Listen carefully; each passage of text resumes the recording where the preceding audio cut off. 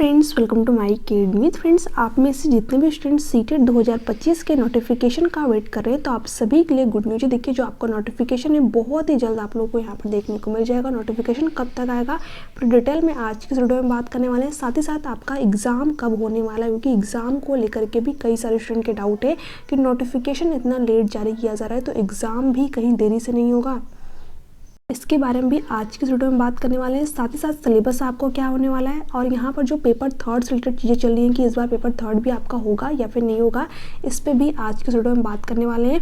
किस तरीके से अपने सीटेट एग्ज़ाम की तैयारी करें ताकि एक ही बार में हम सीटेट का एग्ज़ाम क्वालिफाई कर लें, या फिर जितने भी स्टूडेंट ऐसे जो कि 2 से 3 बार सीटेट का एग्ज़ाम दे चुके हैं उनका एग्ज़ाम यहाँ पर क्वालिफाई नहीं हो रहा है, तो क्या वो गलतियाँ कर रहे हैं, क्या चीज़ें नहीं करनी, किस तरीके से आपको अपने सीटेट के एग्ज़ाम में एक अच्छा स्कोर करना है, सब कुछ पूरा डिटेल में आज की वीडियो में डिस्कस करने वाले हैं। सबसे पहले मैं आपको यहाँ पर बता दूं, नोटिफिकेशन का जितने भी स्टूडेंट यहाँ पर वेट करें, नोटिफिकेशन आपका बहुत ही जल्द देखने को मिलेगा। यानी कि अगले आपको 5 से 6 दिनों में जो आपका नोटिफिकेशन है ये जारी हो जाएगा। मार्च के एंड तक मैंने बोला था पहले भी और अभी भी बोल रही हूँ कि मार्च के एंड तक आपको जो नोटिफिकेशन है वो यहाँ पर देखने को मिल जाएगा। और देखिए, इस बार जो है आपके नोटिफिकेशन आने में थोड़ा सा टाइम लगा है। क्यों लगा है, इसके पीछे भी रीज़न है। ठीक है, देखिए, ऐसा नहीं कि जो आपका एग्ज़ाम होता है जुलाई में तो हर बार ये सेम ही टाइम पर नोटिफिकेशन जारी करें। ठीक है, कभी ये लोग नोटिफिकेशन पहले दे देते हैं, कभी ये लोग नोटिफिकेशन बाद में जारी करते हैं, एक ही शेड्यूल ये लोग नहीं अपनाते। तो आपने देखा होगा जो आपका इसके पहले वाला जुलाई में एग्ज़ाम हुआ था उसका जो नोटिफिकेशन उन्होंने जारी किया था वो 8 मार्च को ही देखने को मिल गया था। बट इस बार जो है आपका यहाँ पर आज 22 मार्च हो गए बट अभी तक नोटिफिकेशन देखने को नहीं मिला है। यानी कि आप मान के चलिए कि 31 मार्च के पहले जो आपको नोटिफिकेशन है वो यहाँ पर जारी हो जाएगा। मैंने जो है कुछ रिसोर्सेज के थ्रू यहाँ पर पता करने की कोशिश की है, तो जो आपको नोटिफिकेशन अगले 5 से 6 दिनों में आपको देखने को मिल जाएगा। बट एक चीज़ ध्यान रखिएगा, जो आपका एग्ज़ाम है बिल्कुल टाइम से ही होगा। ठीक है, ऐसा नहीं कि आपका एग्ज़ाम नोटिफिकेशन लेट आ रहा है तो आपका एग्ज़ाम अगस्त में चला जाए, नहीं। जो आपका एग्ज़ाम है ये जुलाई में ही होने वाला है, वो भी जुलाई के फर्स्ट वीक या फिर सेकेंड वीक में। ठीक है, और देखिए यहाँ पर जो आपका एग्ज़ाम होता है आप सभी को पता है कि संडे के दिन होता है, तो एक आपका जो है 6 जुलाई को संडे और दूसरा 13 जुलाई को। ठीक है, तो इन्हीं 2 डेट के बीच में जो आपका एग्ज़ाम है वो यहाँ पर हो जाएगा, या तो 6 जुलाई को या फिर 13 जुलाई को, है ना। यहाँ पर देखिए, जो पेपर थर्ड से रिलेटेड चीज़ें चल रही हैं कि इस बार पेपर थर्ड भी आपका इंक्लूड होगा, तो ऐसा कुछ भी नहीं है। इस बार भी आपका पेपर थर्ड यहाँ पर नहीं होगा।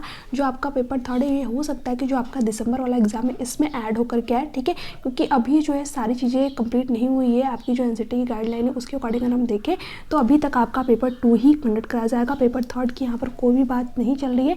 इस बार भी आपका पेपर थर्ड नहीं हो पाएगा। ठीक है, हालांकि ये प्रोसेस लंबे समय से चल रहा है, 2024 से चल रहा है कि पेपर थर्ड आपका ऐड हो जाएगा, बट अभी ऐड नहीं हुआ है, ना ही इस बार ऐड हो पाएगा। तो जितना जल्दी हो सकता है जो आप जो है अपने सीटेट के एग्ज़ाम को क्वालिफाई कर ले उतना ही आपके लिए अच्छा होगा, क्योंकि आगे चलकर जो है धीरे धीरे प्रोसेस जो है आपका बढ़ता ही जाएगा, नई नई चीज़ें ऐड हो जाएंगी। ठीक है, पेपर थर्ड भी आपका आ जाएगा, तो उसमें जो है हो सकता है कि कुछ आपको सिलेबस में थोड़ा बहुत चेंज देखने को मिल जाए। तो इसलिए जितना जल्दी हो सके अपने सीटेट के एग्ज़ाम को क्वालिफाई कर लें, आपके लिए ही अच्छा होगा, क्योंकि आगे भी आपकी बहुत सारी वैकेंसीज है। ठीक है, तो यहाँ पर इस बार सिर्फ आपको ये माइंड में लेकर चलना है कि पेपर 2 हमारा इस बार हो जाएगा, या फिर जिनका भी पेपर 1 है। ठीक है, पेपर थर्ड नाम की भी कोई भी चीज़ नहीं है।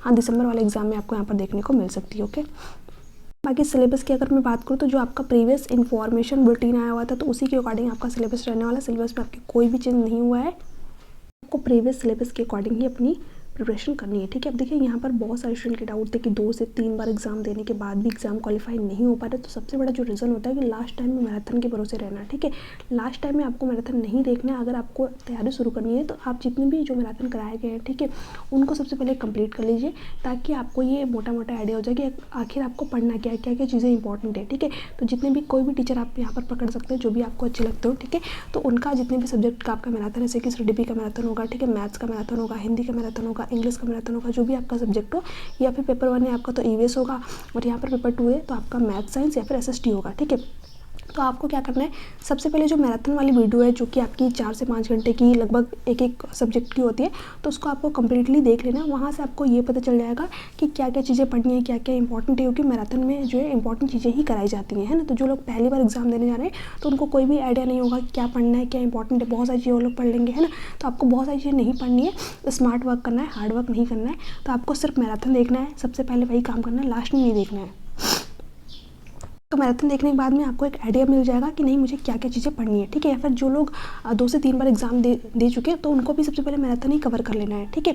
तो मैराथन देखने के बाद कहीं ना कहीं आपके अंदर एक कॉन्फिडेंस भी आएगा, आप जो प्रीवियस क्वेश्चनों को सॉल्व भी कर पाएंगे, क्योंकि मैराथन इस तरीके से कराया जाता है ताकि जो है आप अपना एग्ज़ाम उन मैराथन क्लासेस को देखकर ही कम से कम उतना नंबर ला पाएँ कि आपका एग्जाम क्वालिफाई हो गए, है ना। तो यहाँ पर सबसे पहले आपको मैराथन कंप्लीट करना है, फिर प्रीवियस ईयर क्वेश्चन जो है सीटेट का लगाना बैठ जाना है, फिर धीरे धीरे करके आपको जो है प्रीवियस ईयर क्वेश्चन में वो क्वेश्चनों को सिलेक्ट करना है जिसमें कि आपको दिक्कत आ रही है, प्रॉब्लम आ रही है, फिर वहाँ से जो है उस टॉपिक को यूट्यूब पे सर्च करके आपको जो है अच्छी तरीके से कंप्लीट करना है। इस तरीके से अगर आप देखेंगे तो आपका जो है कम टाइम में पूरा का पूरा सिलेबस भी कवर हो जाएगा, साथ ही साथ जो है आप एक अच्छा स्कोर भी कर पाएंगे। क्या गलतियाँ आपको नहीं करनी है, सबसे बड़ी जो दिक्कत है कि स्टूडेंट पूरा का पूरा सिलेबस लेकर के बैठ जाते हैं, फिर एक एक चैप्टर जो है उसको पढ़ते नहीं, ये गलती आपको नहीं करनी है, इसमें बहुत ज़्यादा टाइम लॉस होगा आपका।